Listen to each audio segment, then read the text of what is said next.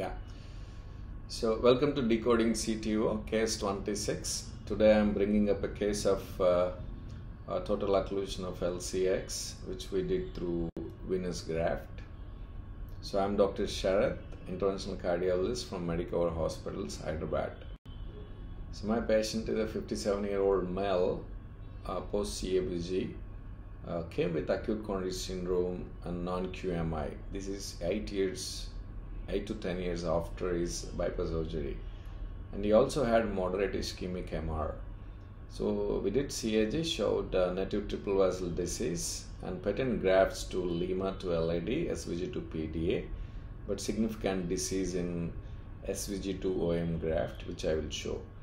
And he is hypertensive and diabetic.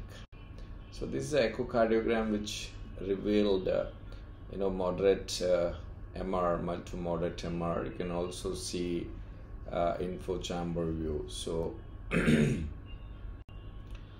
this is a CT coronary angiogram which we did before admission, which showed significant lesions in venous graft. You can see it's a Y graft. So this graft is actually going to OM, and this is another Y graft which is connected to diagonal.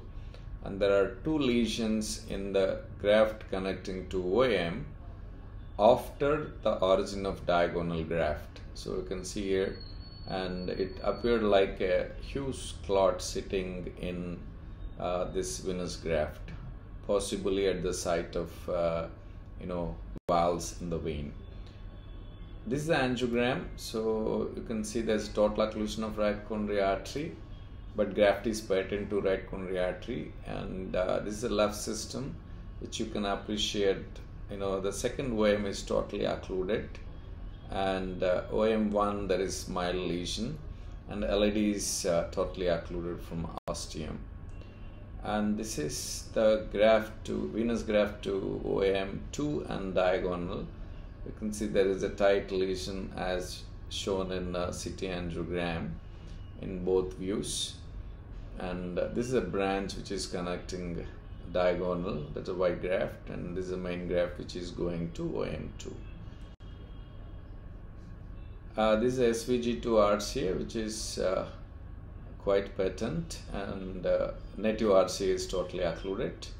And this is a lima to LAD, which is patent, and native LAD is totally occluded. Yeah.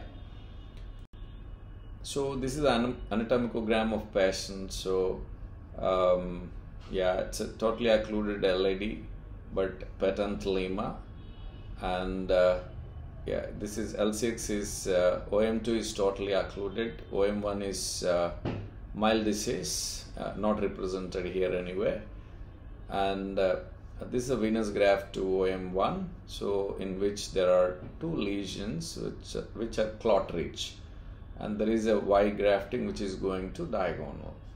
So this is the anatomy, and if you look at the CTO of OM2, entry is ambiguous. It's not visible where exactly it is, and length is appeared like shorter, and there's no angulation and no calcium.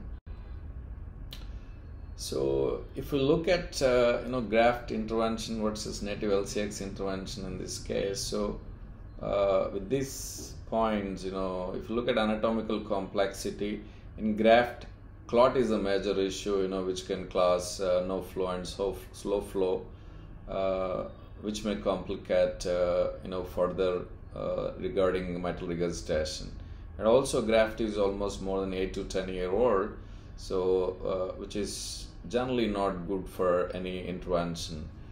If you look at native vessel, it's a chronic total occlusion. So, and see the physiological issues in this patient. So any potential no flow or reflow in graft intervention can complicate his pre-existing ischemic MR, so which may become severe, and we may end up in doing another procedure to correct mitral regurgitation. But in native vessel PCI, these kind of situations of no flow, slow flow are less likely. And see the procedure hardware, in venous graft intervention we do use diesel filters, but native LCX PCI you need a lot of CTO hardware. Obviously, cost of the procedure, CTO procedure will be more than simple graft interventions.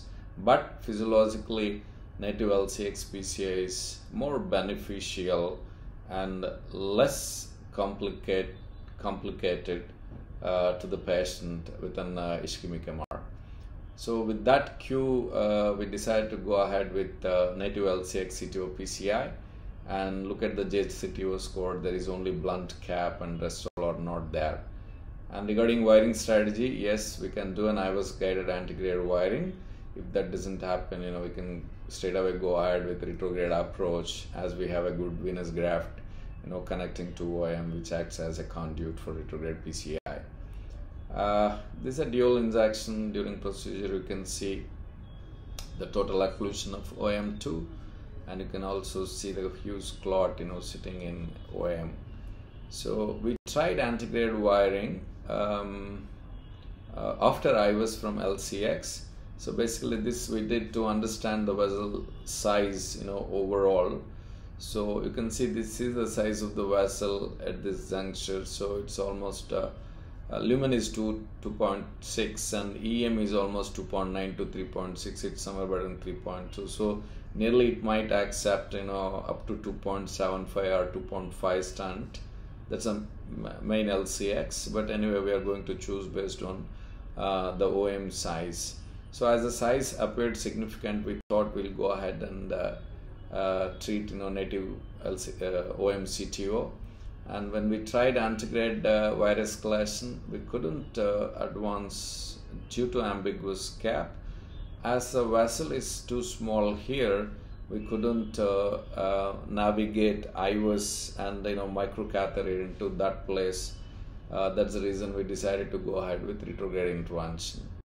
So we took a retrograde route. So it's a Caravel 150 with initially filler XTR. As filler XTR didn't progress, then we switched to retrograde wire escalation to Gaia. Yeah, so we can see this is Gaia 2. So initially with angiogram we thought it's a very short CTO, but as you see here, the OM is going parallel to the LCX. So we thought mostly the origin is somewhere here, but origin is somewhere here. So now the length of lesion is almost more than 25 millimeters. So that's the reason we decided to go ahead with the IVUS guided proximal cap puncture with retrograde wire. So this is what we did. So I did IVUS from LCX.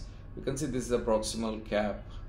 So yeah, so we identified proximal cap, and then we started navigating retrograde Gaia 2. So this is the site of proximal cap. The transducer shows this is the site of the proximal cap, and with this we navigated retrograde wire. So you can see initially the wire was far away from CARINA. You can see here, so wire is coming, yeah, this is the wire, so which is far away from CARINA, and you can also see here, so it's far away from CARINA. So in this situation, if you bring wire into true lumen from this position, so chances of occluding your distal L6 is very high. So that's the reason you can also see the wire is coming here, so it's far away from CARINA. So that's when we decided to redirect wire under IVUS and to bring it back into true lumen close to CARINA. So we can see here, this is what we have done. So this is a wire in the proximal cap, and now it is coming close to CARINA and then into the LCX. So you can see now the wire is in true lumen. So you can see two wires in the true lumen. So we directed retrograde wire under IVUS close to the CARINA into true lumen. So that saves all your branches. And then we advanced Caravel into LCX, and now we have to externalize.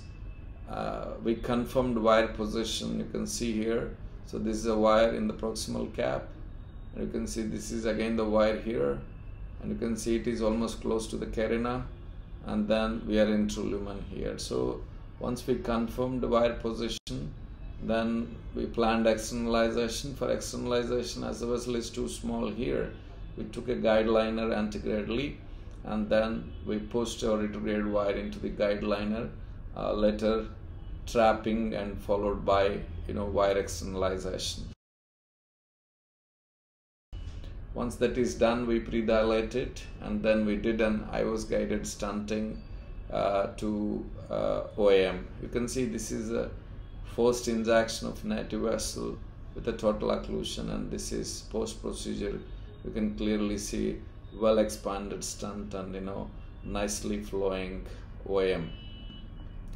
Post this, we have to, it's always better to occlude venous graft because it increases patency rates of native vessel.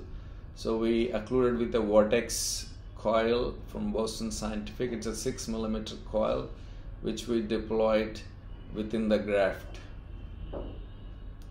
So you can also see,